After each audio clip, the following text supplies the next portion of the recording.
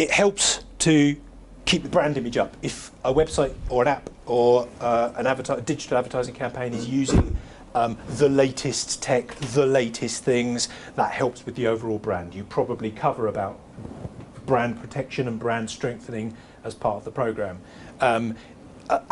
Aligning a brand with latest tech is an important thing, actually.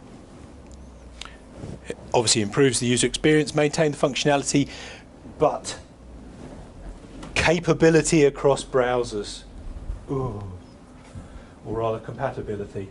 One of our biggest time-consuming aspects of a digital project is making sure that a website, an app, a microsite, anything digital that sits out there looks the same consistently across every single browser, both on the desktop, the laptop, the iPad, the Samsung, the Huddle, the phone, the this, the that. At the last count, there were 16,000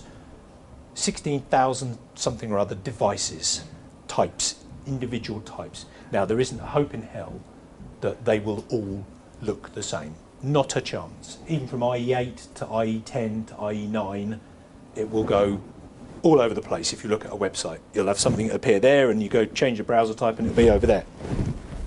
But it is quite an important thing. Again, it goes back to the user experience. When you're developing a website, an app, a digital campaign, you've got to make sure that you think about the audience.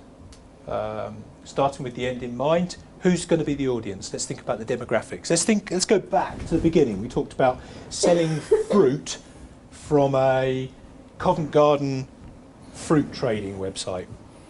Who's likely to be doing that? Who's likely to be buying that?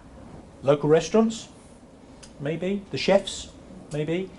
Cafes, hotels, those sorts of things. Okay, so how up to date are those people's tech going to be? Probably quite ancient, particularly in the hotel and hospitality industry. I still go into hotels and see Internet Explorer 7 and then walk out again. And one of the big problems we have with public sector is a lot of public sector is still stuck on Internet Explorer 6. Yep.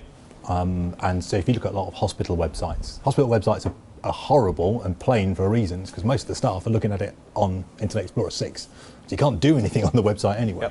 Yep. Because people aren't paying to upgrade them. For desktop, mobile, that sort of thing, there are lots of online tools to use, particularly for mobile experience checking. We have a suite of devices, obviously, that we use because very often those online checkers are a little bit, well, they're software based. How can they really emulate the live environment? They are a good broad brush. For the mobile environment, there's one called Reposinator. So that's quite a good one, but you can't rely on it. For browsers, Internet Explorer it's got a pretty good emulator going back. So you can use the developer tools that are all part of the browser to go back. The emulators are pretty good, but what you see and what they see and what somebody else might see will be different because you might have a toolbar on your browser. They may have cookies set not always to accept. You might have cookies to accept. So the experience is always so variable from one to the next.